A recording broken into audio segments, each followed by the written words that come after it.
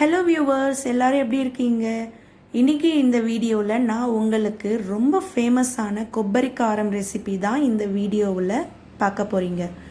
இந்த கொப்பரி காரம் வேறு ஒன்றும் இல்லைங்க, ஜஸ்ட் கொப்பரை தேங்காயில் செய்யப்படுற காரம் தான் இது. இந்த கொப்பரி காரம் பார்த்திங்கன்னா எல்லா வெஜிடபிள் ஃப்ரை ஐட்டம்ஸ்க்கும் யூஸ் பண்ணலாம்.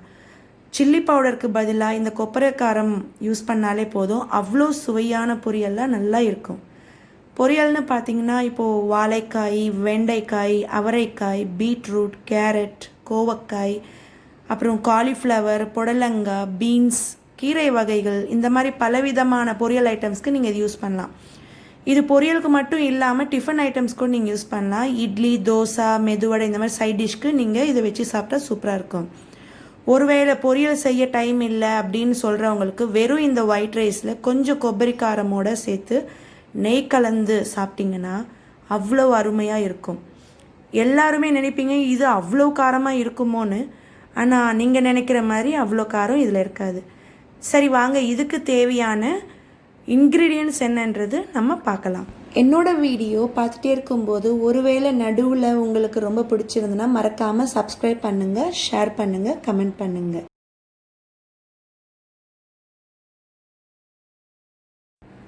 இதுக்கு தேவையான பொருட்கள் பார்த்திங்கன்னா இதில் 100 கிராம் வந்து கொப்பரை தேங்காய். இந்த முழுசாக இருக்கிற இந்த தேங்காயில் அரை தேங்காய் தான் நான் இப்படி கட் பண்ணி சின்ன சின்னதாக இப்படி வச்சுருக்கேன். அதுக்கப்புறம் 1/4 கிலோ காஞ்ச மிளகா, 100 கிராம் பூண்டு, தேவைப்படுற அளவுக்கு கொஞ்சம் உப்பு. ஓகே, இது எப்படி செய்யலான்றதை நம்ம இப்போ பார்க்கலாம். அதுக்கு முன்னால் இந்த கொப்பரை தேங்காய் வந்து இப்படி சின்ன சின்னதாக கட் பண்ணிங்கன்னா மிக்சியில் அரைக்கிறதுக்கு ஈஸியாக இருக்கும். இதில் பார்த்திங்கன்னா ஒரு ஈரங்கோடு இருக்காது இந்த மிக்சி ஜாரில். இந்த ஜாரில் நான் இப்போ வந்து ஃபஸ்ட்டு இந்த காஞ்ச மிளகாலாம் எடுத்து இதில் போட்டு நான் நல்லா மிக்சியில் அரைக்க போகிறேன். அரைச்சதுக்கப்புறம் நான் இந்த பவுடர் மொத்தத்தையும் எடுத்து ஒரு கிண்ணத்தில் ஸ்டோர் பண்ண போகிறேன்.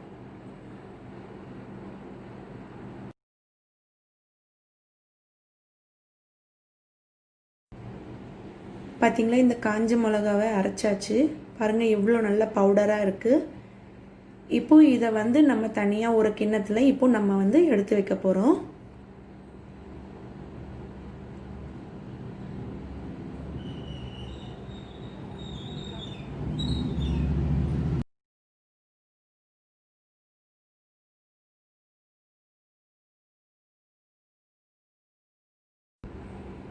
இப்போ சேம் இதே ஜாரில் இப்போ நம்ம கொப்பரை தேங்காயை மொத்தம் இதில் எடுத்து நம்ம அரைக்க போகிறோம்.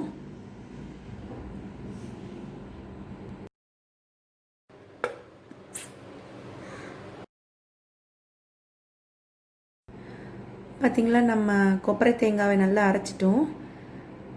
ஸோ சேம் அதே கிண்ணத்தில் இந்த கொப்பரை தேங்காய் பவுடரை ஜஸ்ட் அப்படியே ஆட் பண்ணிடலாம்.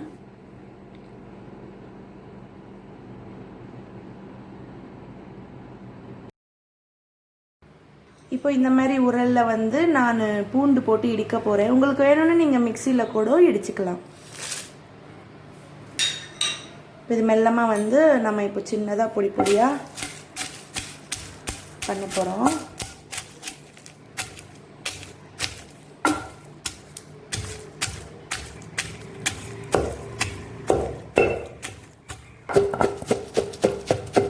நீங்கள் தோல் உரிக்காமல் கூட இந்த பூண்டு போட்டு நல்லா இப்படி கூட இடிச்சிக்கலாம், ஒரு ப்ராப்ளமும் இல்லை.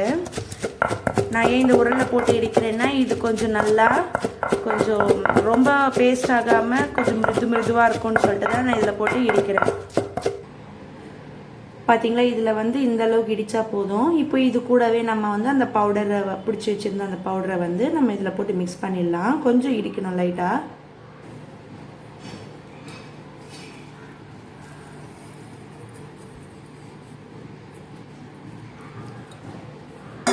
இப்போ நான் இது கூடவே வந்து உப்பு ஆட் பண்ண போகிறேன்.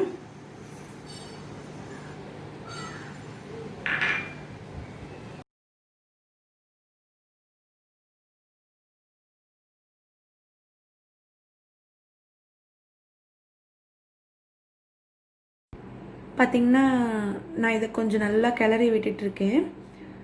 இது நல்லா கொஞ்சம் கிளறி விட்டதுக்கப்புறம் நான் இது நல்லா கொஞ்சம் நேரம் இடிக்க போகிறேன்.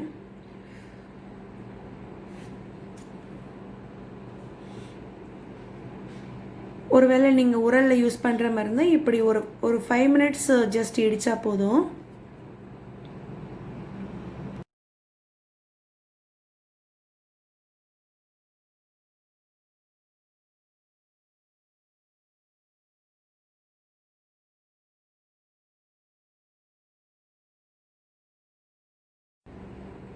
பார்த்தீங்களா, இந்த கொబ్బரி காரம் வந்து ரெடி ஆயிடுச்சு. இப்போது நம்ம இதை எடுத்து ஒரு கிண்ணத்தில் ஸ்டோர் பண்ணிக்கலாம்.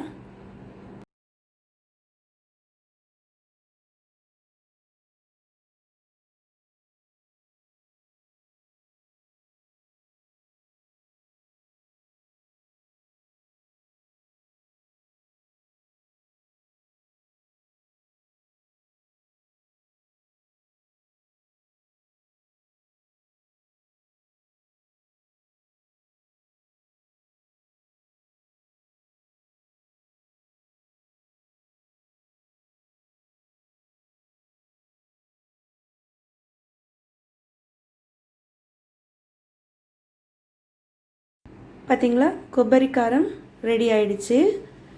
இது நீங்கள் வந்து நார்மல் ஷெல்ஃப்லேயே ஒரு 3 மந்த் வரையிலும் வச்சிங்கன்னா கெடாமல் இருக்கும்.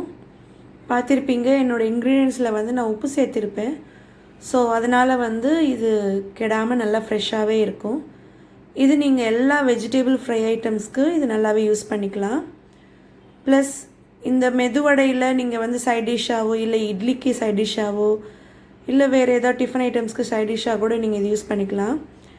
இதோட கொஞ்சம் நெய் கலந்து யூஸ் பண்ணிங்கன்னா இது டேஸ்டியாக இருக்கும், காரமாகவே இருக்காது.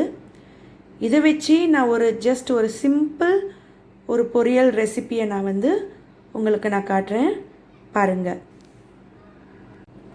அதே மாதிரி என்னுடைய ரெசிபி உங்களுக்கு ரொம்ப பிடிச்சிருந்ததுன்னா நடுவில் பார்த்துட்டே இருக்கும்போது மறக்காமல் சப்ஸ்கிரைப் பண்ணுங்கள், லைக் பண்ணுங்கள், ஷேர் பண்ணுங்கள்.